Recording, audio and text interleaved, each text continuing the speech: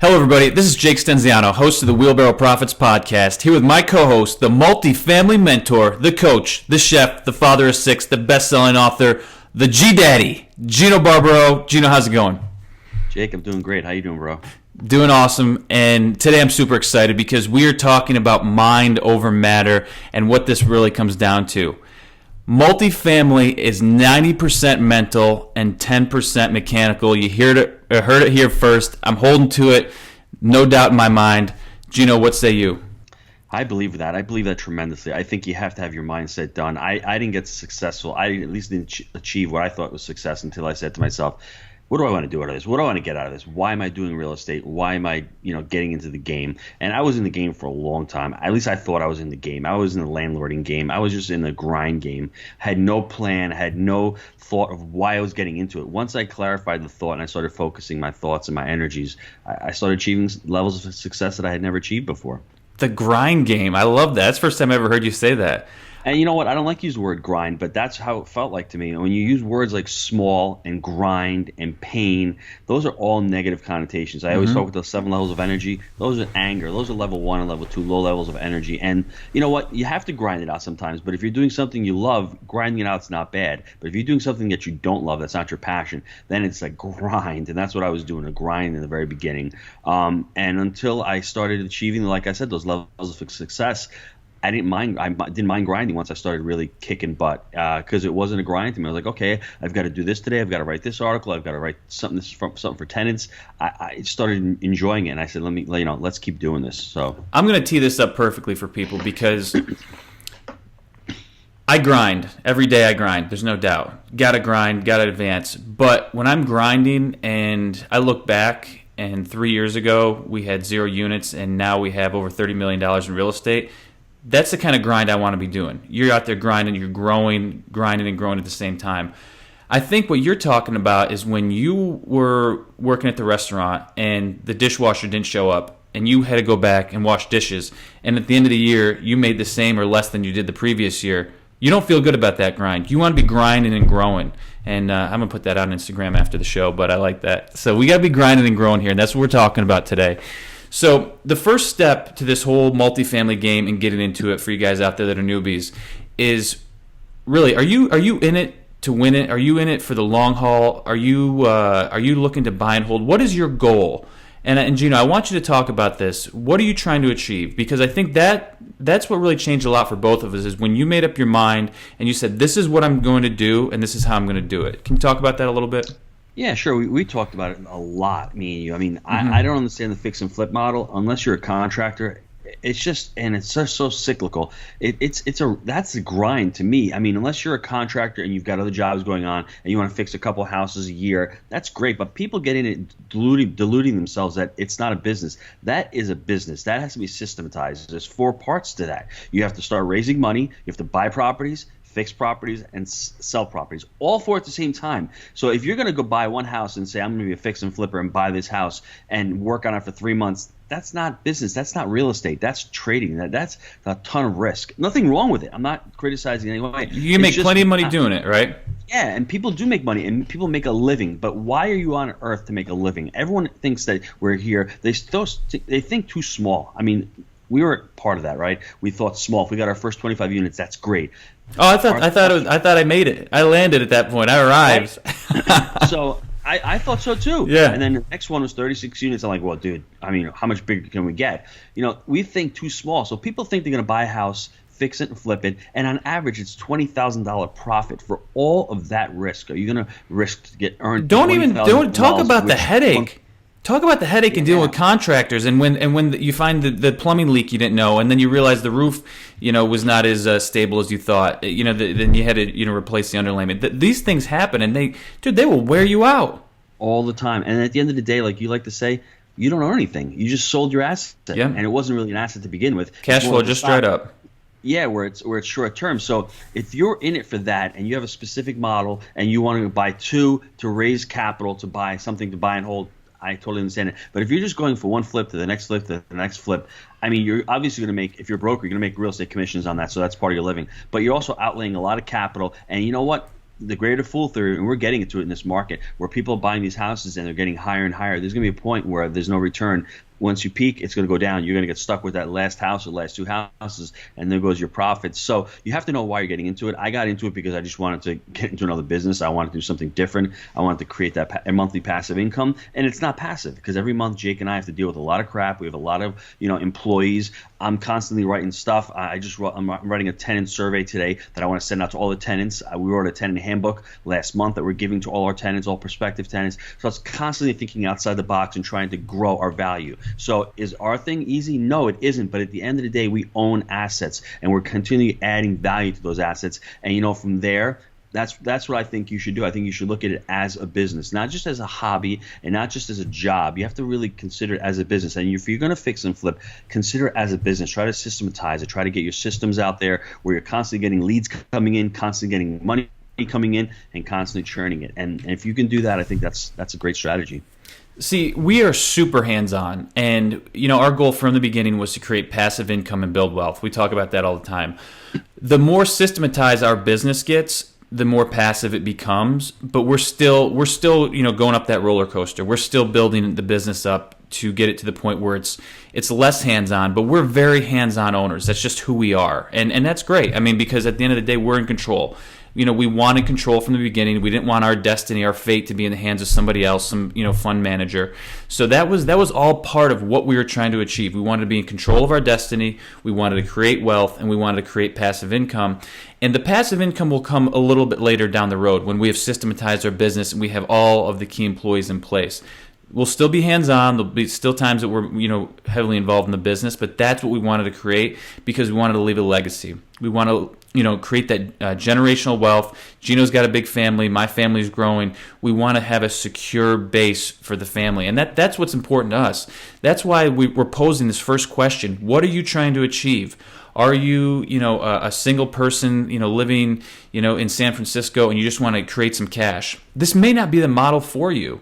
This is a buy and hold, long-term, fully committed strategy to build wealth. That's what we're proposing here. We're not proposing chunkers of cash, one off here, one off there. This is a long-term, let's get rich over the long haul. Let's build wealth, create generational wealth strategy.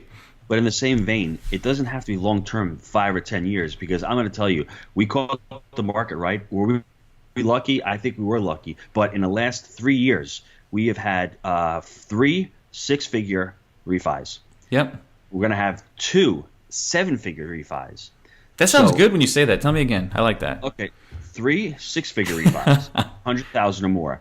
And 2, tomorrow we're going to have $1.6 million pulled out. So, and the first one was $1.650 million. So my point is, it all depends what you want to get out of it. We refied it for the tax consequences, for continuing to hold, but we didn't have to. We could put these things on the market. Mm-hmm. We could have sold them. We could have done whatever. We could have actually That's fair. That's very fair. Sold part of the deal to somebody and said, you know what, we'll give you 50% of this deal. Come in with us. We'll raise, we could have done that also. Grant Cardone's great tip. I thought that was an awesome tip. The property stabilized. You're always looking for people that are looking for 6 or 7% on their money. This deal is secure. We could have done that and said, you know what, we're done. We want to cash out. We don't want to do that. But you can get super wealthy in 3 to 5 years if and when you catch the market right. And I can show you how to catch the market right. You can go into different emerging markets. We're going to go over the 28 questions so you figure out what a market you want to go into. If you buy right, you can set yourself up for the next 3 to 5 years by doing these cash out refis. Yes. And then you're basically done. And if you don't want to manage these properties, you hand it off to a management company. Are you going to be as efficient as Jake and Gino? Definitely not. But you know what? Are you still going to make a ton of money? You sure are. So it all depends what your strategy is. If you just want to build that wealth long term and continue to grow these things, because listen, when I'm 55 or 60 years old, in the next 10 or 15 years, I still want to be working. I still want to be doing stuff. So this is perfect for me because I can still be hands on. I can still be doing stuff. But you know what? If I want to take a few days off, I can take a few days off with this business. Mm-hmm. So this is what we're getting at. What are you trying to achieve? Why do you want to be in multifamily? I think we've hammered this point enough. We're in it for long-term wealth creation. And Gino, I just want you to talk a little bit more about what was your why. You always talk about what was your why. What was your why? Why did you get into this? Well, it's funny. I got into it because I just was. I'm sure a lot of the listeners out there are in a job, whether it's corporate or a small business, and you're just fed up with the economy. And back in '08, I go and blame the economy. I blame Obama. I blame everybody but my mother about what's going on, instead of blaming myself, because you raise your level of consciousness. It's not your external. It's all internal. 95% of internal. Now, obviously, some things might affect you, but you know what? There's other guys out there in '09, 2010 that are making millions of bucks. It's not Jake. It's not Gino. You got to figure out why. And I figured out why, and I figured out what was going on. Now, did it happen overnight? No, it took me a while, because I went to do some coaching. I went to get my coaching certificate. I became a certified life coach. It took about a year to do that. And I figured out what was going on, and I had to work on myself. And my why was I just didn't want to be in the business that I was in. Too many hours. It was more like a paycheck or job than an actual business. I couldn't grow. I had one location, and I was just thinking outside the box. And at that time, the internet was just expanding and blowing up, and I couldn't figure out how to use it in my business. If I had figured it out, I would have stayed in that business and done that aspect of it, but I just couldn't figure it out at the time. So that's how I ended up with real estate. And what we're trying to get at here is it was a mental commitment on both our parts. And that's why I'm saying it's 90% mental and 10% mechanical. Gino did some coaching. I was hands-on figuring the business out from the ground up. Anybody can do that. That doesn't take anything but you investing a few dollars in your education and just getting your hands dirty. Anybody can do that. The difference was we committed. We mentally made up our mind. This is what we're going to do. We're not veering off the path. It's 100% all in. We didn't stick our toe in and test it. We jumped in. Gino and I did a Jake and Gino cannonball together, and we just committed to it. That was it, and we didn't look back. And it sounds so cliche, so simplistic, but I can't point to anything else other than we didn't quit, and that's what we did. There's 4 things that we always talk about. At least I always talk about. It's thought, desire, massive action, result. Your thoughts are going to lead to your desires. My thought was I wanted to get out of business. So that, how am I going to do that? Then it came my desire. If a thought is just a thought, it's going to emanate, it's going to go away. But then my thought turned into a real burning desire. For my burning desire, I took massive action. I took a lot of massive action. I still am. I'm just going to leave New York and go down to Jacksonville with my family, relocate. That's a massive action when you got 6 kids trying to sell a house, trying to rent a house, trying to do all the logistics. That's massive action. And from that massive action, you get results. Now, I can stay in New York, be happy being in New York, paying these onerous taxes, have no future for my kids. I can do that. That's a choice of mine. But I'm trying to elect not to do that, so I can have some kind of future for my children when they can pay $7 or $8 grand for school, as opposed to paying $30 or $40 grand up here. So I'm thinking about their future. I'm thinking about them being able to afford a $200,000 home when they get out of college and they start their lives. So I'm setting up that massive action. That's going to lead to your results, and that's what Jake was talking about. We had thoughts of getting into multifamily. Then we had the burning desire to do it. He hated his job. I don't know if he hated the job, but he hated the results he was getting from his job. And not only that, they were doing layoffs every year. I mean, I didn't think I was going to, it was just a matter of time. I mean, the industry is just, in a downward spiral right now. At least the company I was working for is. So. And that's what happened. So from his desire, he took massive action. He was working full time. We were both working full time at the same time as doing multifamily. So that's massive action. You're working 40 to 50 hours a week on top of another 10 to 15, and that's massive action. And then kicking down doors, baby. Just it was going to happen. And one of the ways that we do it, and for the folks on YouTube, I just want to point out I have 3 right here talking about my goals right now. Number 1, I want to build 16 units. We got a foundation on one of these properties. It's primed, ready to go. There's an apartment complex building on this one foundation at one of our complexes. We're going to rebuild on it. I'm meeting with a contractor today. We're starting to get bids. We got the plans. Everything is stamped. So that's number 1. And this is part of continuing to grow. Gino mentioned a refi. We're refining half of a 300-unit complex tomorrow. And then I want to finish off the other half. So, continuing to stabilize the portfolio, buy right, manage right, and finance right. And the last one is my long-term, my stretch goal. I want to hit 10,000 units. Right now we're just shy of 700. I think, early next year we'll be well over 700, if not to 1,000. If we can pick off a big one, that's what we're really hoping for, right? So it's that constant commitment. We're not slowing down. We're not backing off. It's full steam ahead, and we're trying to do it. We're really out there trying to make it happen and blow this thing up. So now we talked about the mental. You got to commit. You got to be mentally in the game and say, look, I'm not veering off this course. If this is what you want to do, if your goals are similar, and that's why I think a lot of folks that are on, listen to the podcast have similar goals. They're trying to get out of that. 9 to 5, where they're working for somebody else and they're creating wealth for other people. I think the folks that are on the call want to create wealth for themselves, and I think that's one of the common threads that we all share. Let's get into a little bit of the mechanics. We talked about the mental. Let's get into a little bit of the mechanics. Gino, number one, what do you think? Pick a market. That's what we have on our list today. Pick a market is number one. Yeah, I mean, just do your market research. I've got tons of articles on Bigger Pockets. Google my name, Gino Barber. You pull out 8 or 9 on there that's going to specifically talk about how to value, how to pick a market, how to research a market, and even on jakeandgino.com. Read my articles. The articles are really, really in-depth. It's really high actionable stuff. That's the first thing on how to pick a market and how to research a market. I think it's very important to find markets. It depends what you want. We're going to go over it in a couple minutes, but I was in Cleveland, Ohio yesterday checking out that market. I spoke to somebody yesterday also about the Milwaukee market. It seems like those are cash flowing markets. They're not going to appreciate, but they're going to cash flow nicely. Like Jake said, in California, you're not going to get that cash flow. You're going to get. Let's talk about that a little bit. The difference between sort of these East and West Coast, type real estate investments and what we sort of see in the Southeast and in the Midwest and some of these places. Why don't you elaborate on that a little bit? What the main differences are that we see? The coastal cities tend to be more expensive on the Northeast and California because there's more competition there. There's more money there. There's more stupid money there. So stupid money leads to stupid things. That's the bottom line. In the Midwest, it's very slow growing. There's not a lot of cap appreciation. There really isn't. But if you live in that market in Ohio, you can start out with a 20-unit property for $500,000 to $600,000, and it might seem like a lot because you need 20% down. Doesn't have to be your 20%. You find somebody you want to partner with. You take a little piece of that deal, and then you start from there. And if you can learn your market, I was there yesterday. I learned a pretty good deal being in that market, and I was only there for 4 or 5 hours. Thanks to Delta for having a day-wide crash on their systems, bro. You think Jake and Gino blow up the internet?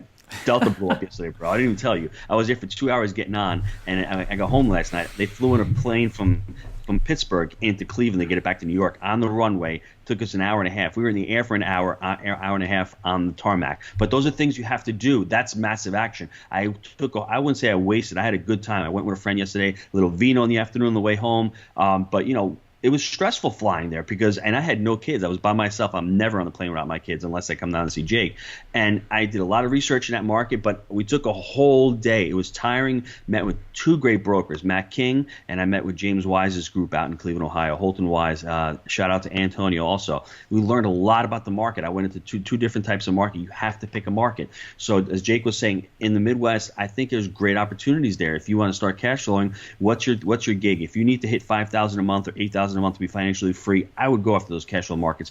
Get financially free, because then once you're financially free, you have the ability to do whatever you want, and it's really powerful. Everyone's trapped in this financial grind. That's what I see. People making $150,000, $200,000 a year. It seems like a lot of money, but they don't have their finances in order, and they're trapped. They feel like they feel like they're suffocating. With this type of cash flow in the Midwest, you can really, really get yourself out of that grind. Get your debt down. Start investing in these kinds of properties, and get yourself financially free. On the West Coast, it's more of and the East Coast, it's more of a churn and burn. You're buying, fixing, flipping, and you're not really buying for cash flow out there. But if that's your strategy, that works also. In the Southeast, there's certain markets like Charlotte. I've written about it. They are going crazy down there. It's hard to buy properties down there because they're just overbuilding, and there's a lot of money coming in from China, a lot of money coming in from foreign investors, and they're pushing those cap rates down, and those prices are going up, so you have to be wary. But there's other cities down in the Southeast that you can definitely find that are cash flowing down there. So it all depends on what your strategies and what you're looking for. But my recommendation to a lot of people out there is try to get financially free. Try to find out what Jake would call your burn rate, monthly burn rate is that you need to live on. Nail that number. Put that number somewhere. If you need 10 grand a month or 12 grand, put that somewhere. Work towards that number. And let me tell you, once you get that number, you're going to feel like this big relief off your chest. And then you can start saying, okay, I'm going to start going out for bigger. That's what I ended up doing. That's what happened to me. That's how I was able to get out of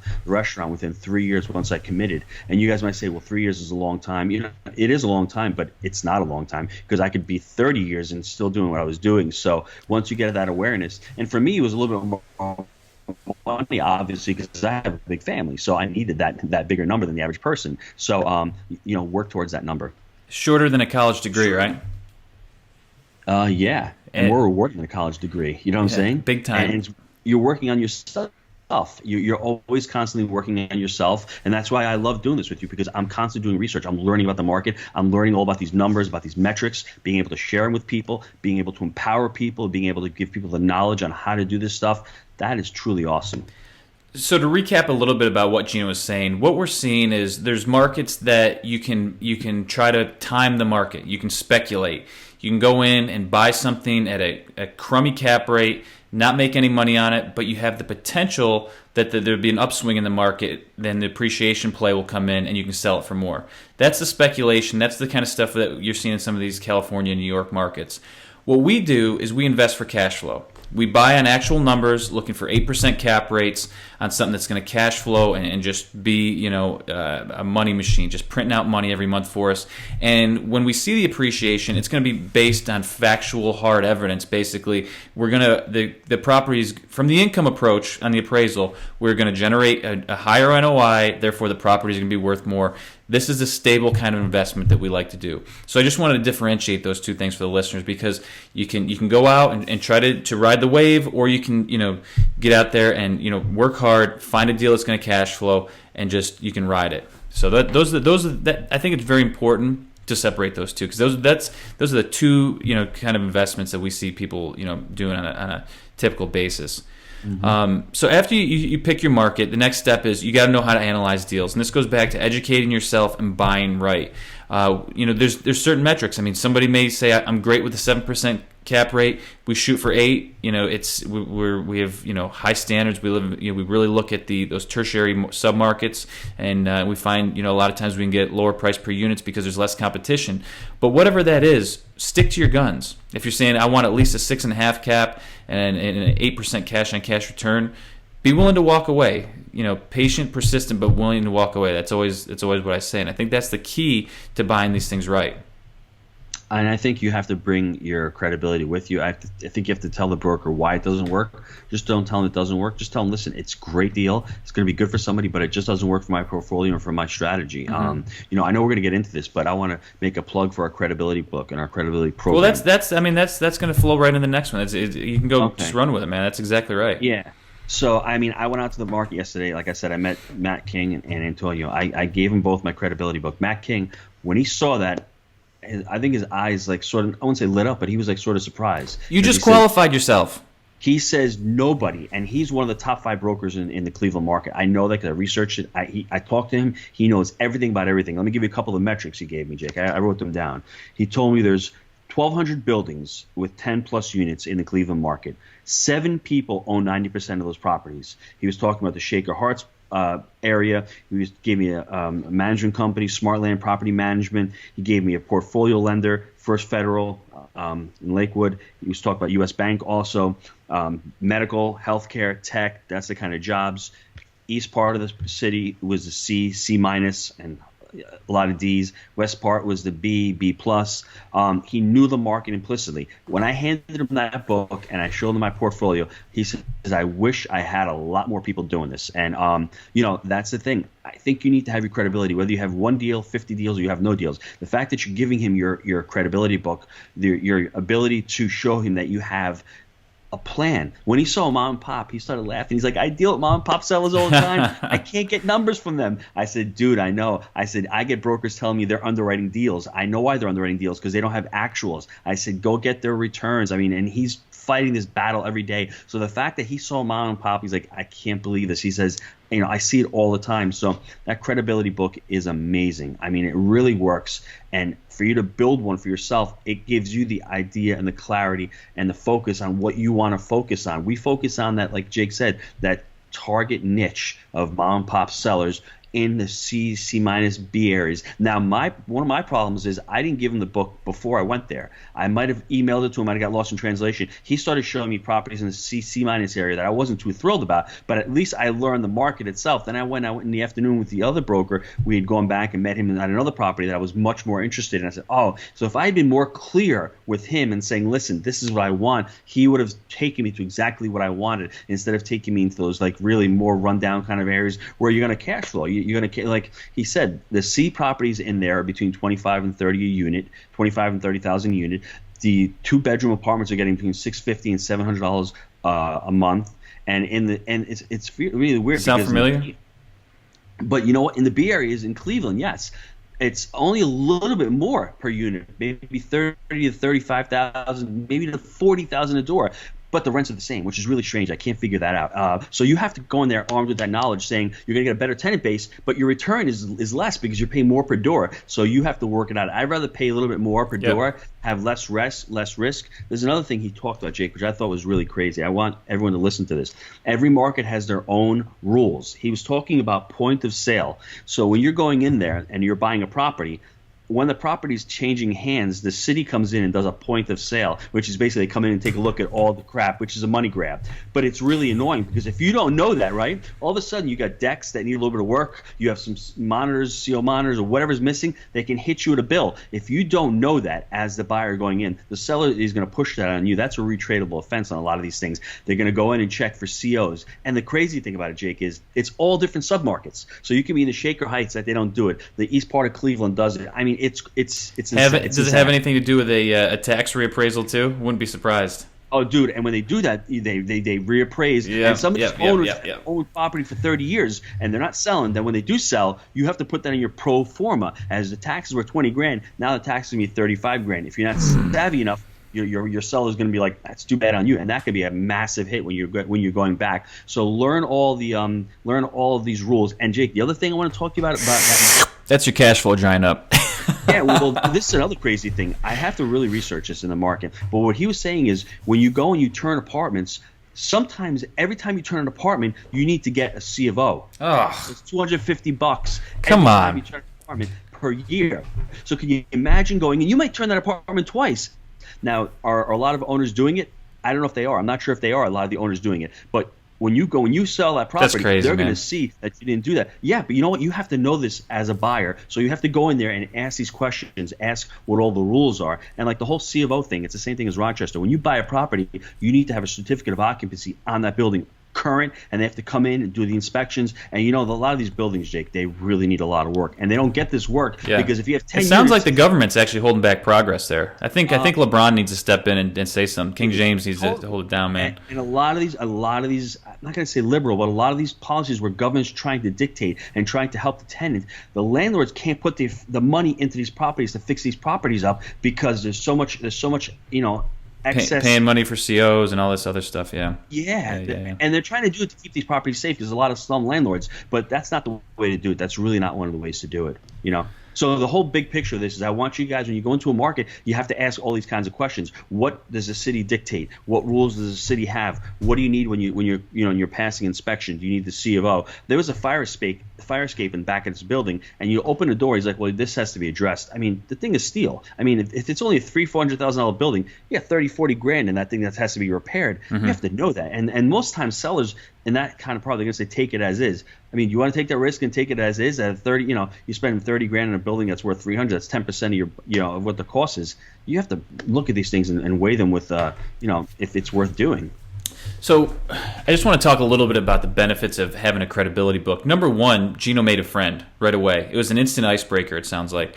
You pre-qualified yourself. It's like applying for an apartment and you've already done your credit check and your criminal history and you're turning it over to him saying, "Look, I'm pre-qualifying myself. I'm credible to be with you," right? And it's also going to they're going to give you more respect because now instantly he knows that Gino's a player. He can get one of these deals done if he needs to. Therefore, the broker knows he's not wasting his time because one of the biggest pet peeves of these guys is people calling them. They're not qualified. They can't do it. They want to be in the game, but they shouldn't. Do your homework. Show that you are willing to put the time in, so at least the guy knows he's dealing with someone that's real and is not going to waste their time. Because that's one of the biggest things. Brokers feel like they're wasting their time. What are we saying about WBP here? Well, this is the other thing. I qualified myself with a book. Now, not everyone has a book out there, right? But if you write articles, if you're into that, if you do podcasts like we do, give me. It's all about you're selling yourself. So the big G. I always talk about Grant Cardone. I'm doing his trainings on sales. When you're a salesman, you're trying to give as much information to your prospects as possible. So I'm giving them as much information on me as possible, as much as I know. Now, words are great, but for some reason, when you have something written down on paper, it qualifies you even more. So the fact that I have the credibility book and I have Wheelbarrow Profits book and I have the podcast and he hears me, it just qualifies me even more. So when you guys are out there, start getting this stuff down because it's really important. You throw that credibility book over. He has the ability to actually digest it, see what kind of properties, see where I'm buying, see what I've done to the property. So he knows that I like value adds. And, I told him off the bat, the first one for my friend that I was out there, we might have to be a momentum play where it's a little bit more stabilized. I didn't tell him that.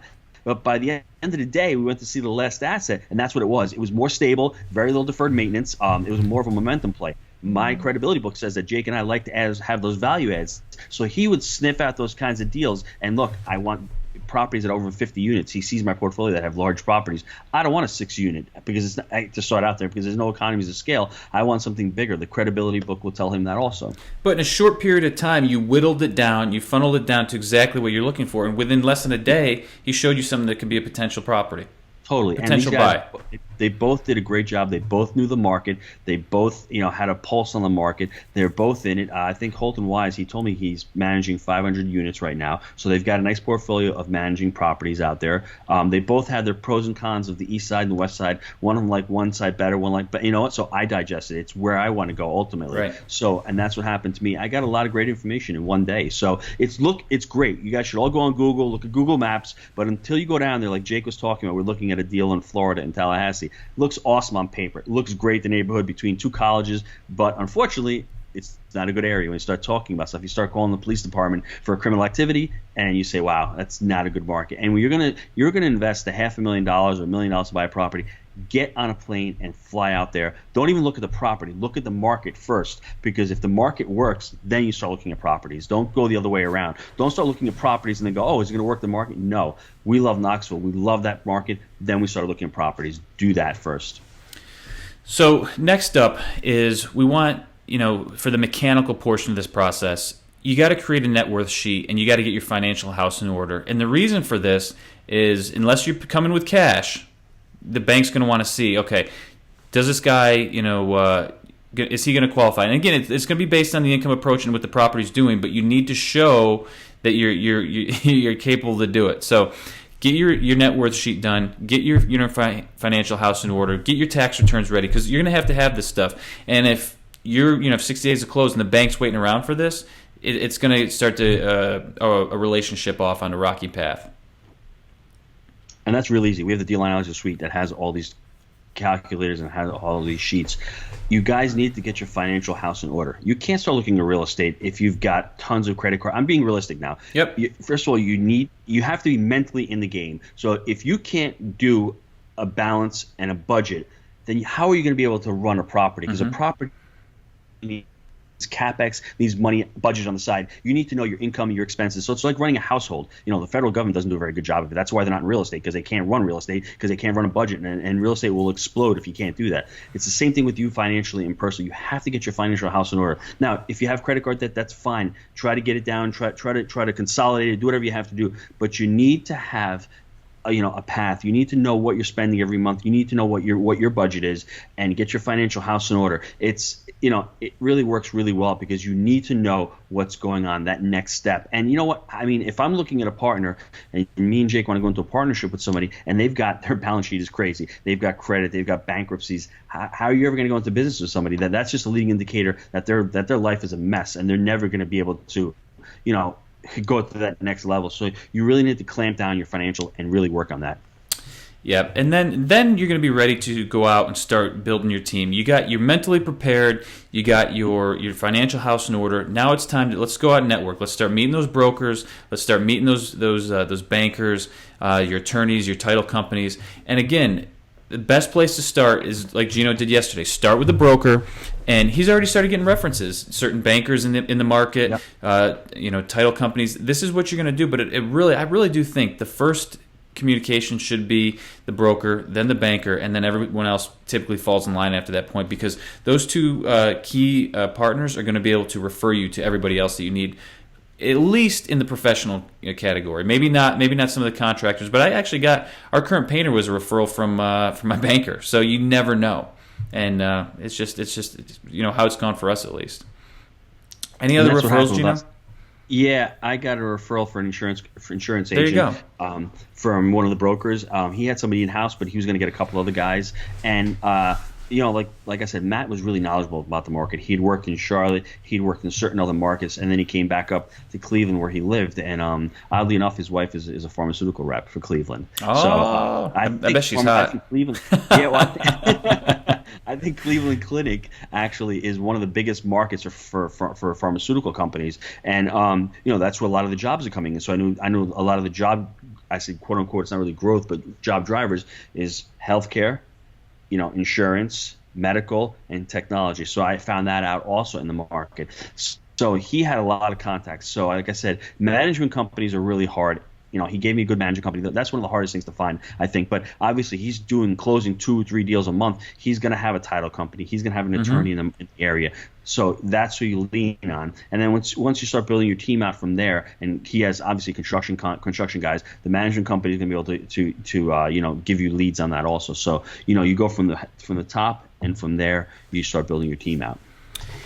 Now, after this, you're going to be presented with deals. You're going to have deals in front of you, and what you need to do is use the framework. Does it meet your buy right requirements? Does it meet your manage right requirements? And does it meet your finance right requirements? For the folks that are a part of the Wheelbarrow Profits Academy, we're actually going to be building a checklist that you can use, and we're going to be importing it into the academy, so you can say, okay, here are the requirements I've laid out that I have to hit in order to buy right. Here's what I have to do to manage right, and here's what I have to do to finance right. Guys, I'm sure many folks on the call on the podcast have listened to or read Wheelbarrow Profits, and that's what it comes down to. Multifamily investing is a 3-legged stool. It comes down to buying right, managing right, and financing right. You get those 3 things in order, you're going to be good. If one of those things is not working out, you're going to start getting wobbly, and you're going to be at risk for a faulty investment. So we're just trying to make this as soundproof and as safe and secure and as long-term as we can, because that's what we do for our own business. You've analyzed your deals. You've really gone through, done some due diligence. Now it's time to put in offers. Gino, any advice for putting in offers for someone on the first time? As far as putting in offers, I mean, it's scary, right? We have a lot of. They're scary when they get accepted, right?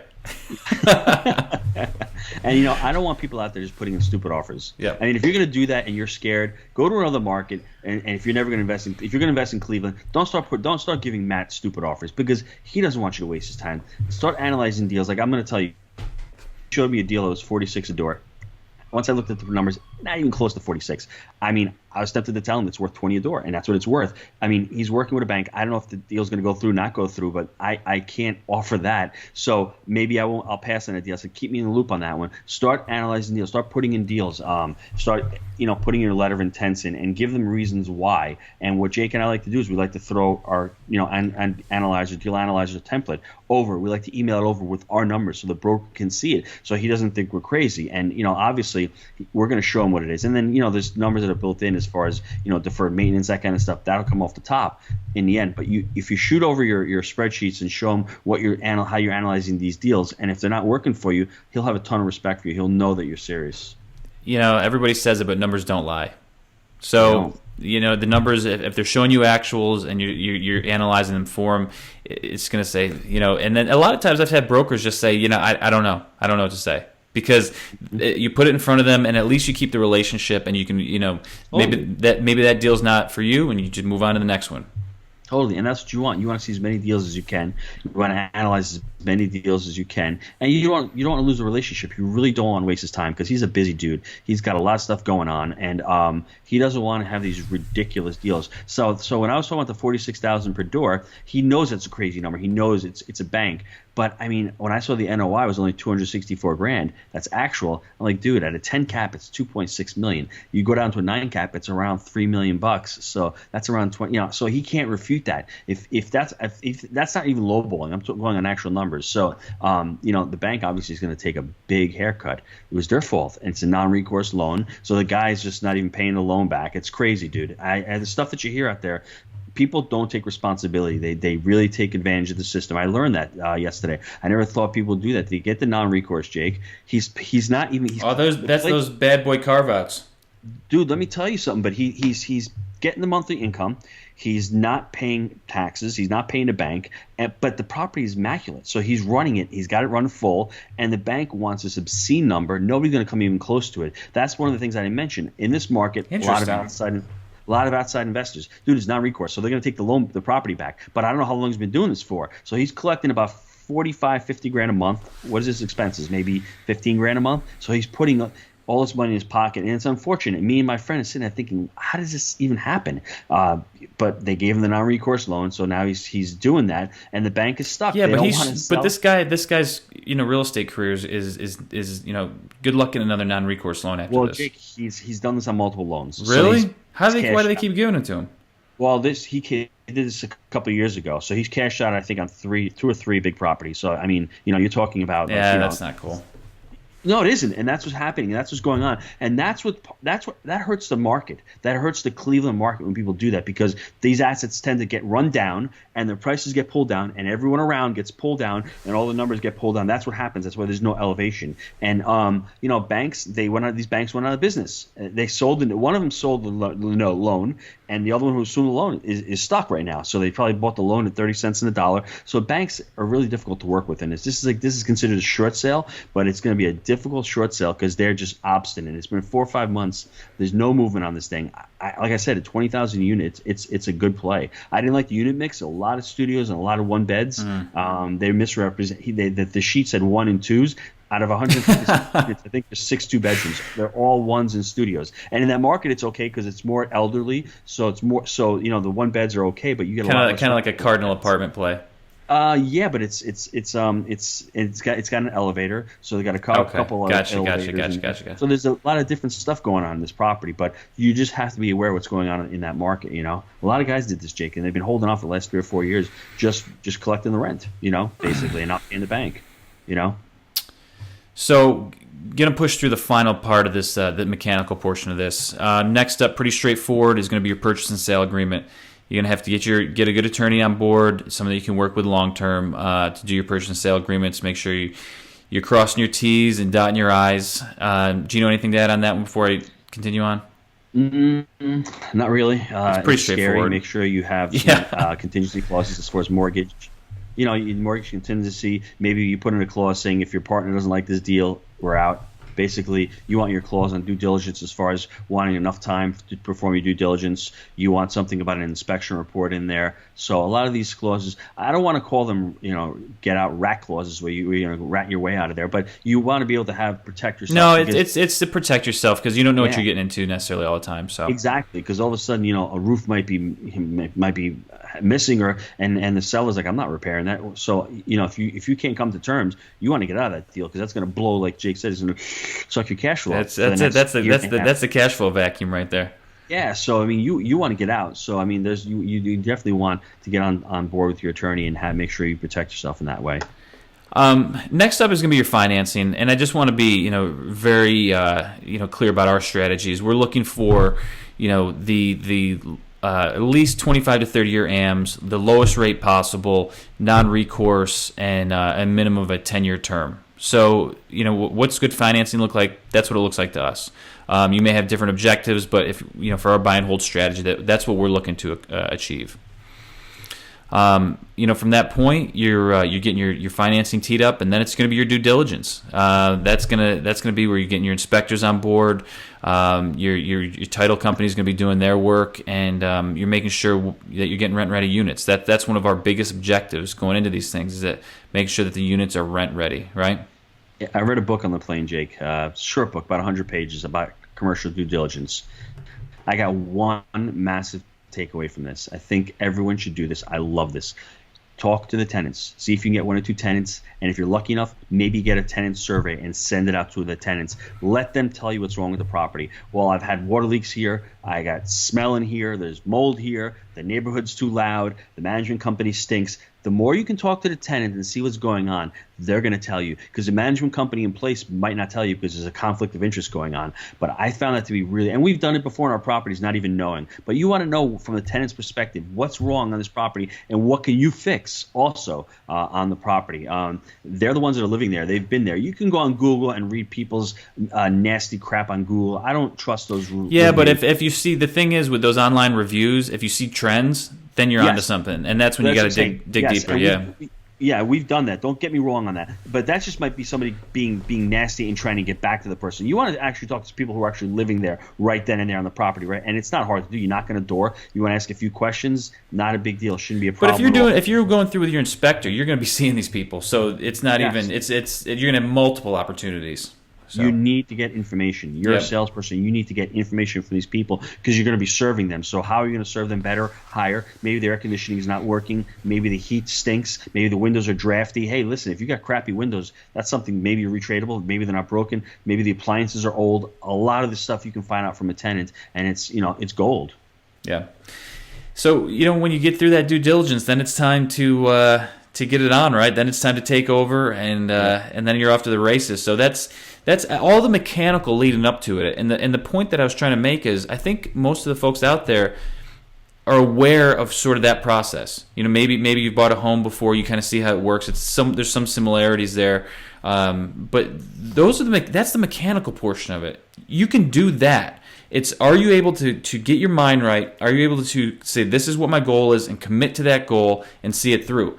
That's the difference maker to me personally. That's what I think is a difference maker from growing a real estate empire that you're going to create wealth with versus I'm kind of dabbling.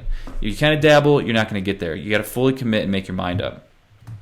I think everyone has to approach it from a value perspective. How can you create value for yourself and create value to others? It's not about where am I going to get the money from. It's where am I going to get the deal from? And once you get the deal, you're going to find that money anywhere, whether it's your uncle who has a self-directed IRA. If it's a legitimate deal, if it's truly a good deal, good market, that's what I'm saying. If it checks exactly. out, yeah. That's what I mean. So don't worry about where you're going to get the money. Let's not worry about that right now. I wouldn't even think about that. Pick the market, start analyzing the deals, and then, obviously if you have money, that's great. We started out with a little bit of money, that's great. But then we did a little owner financing. So there's always creative ways of finding money, and if not, there's always people who have money. Now, listen. You need to network with them, though. 10% of something is better than 100% of nothing. Mm-hmm. I always look at it that way. It gets you into your game. You'll build your credibility book, and from there you can start buying more stuff. And like Jake and I did, you buy right. Within 6 months to a year, probably 12 months, you can refi, and there's your next set of money. Or if you start fixing and flipping with the idea of let me start getting that first chunk of change, you have to have a plan. But you have to always think about where are you going to create the value and how you're going to find these deals and how you're going to bring these deals to other people. Absolutely. So that's it for today's podcast. Gino, great job, and we will talk to everybody next week. Jake, thanks. I just want to give a quick shout out to those guys in Cleveland for going out yesterday. They did a great job. They took half a day for each of them. That's what brokers do. I really thank what they did. And on this podcast, I hope you guys enjoyed the podcast. If you enjoyed it, listen, subscribe to our podcast. If you want to, please leave us a review. These reviews really help us out. Let us know what we're doing right, what we're doing wrong, what we can do better. Jake and I love getting on here talking to you guys every week. So we hope you found a lot of value in this podcast, and we'll see you guys next week.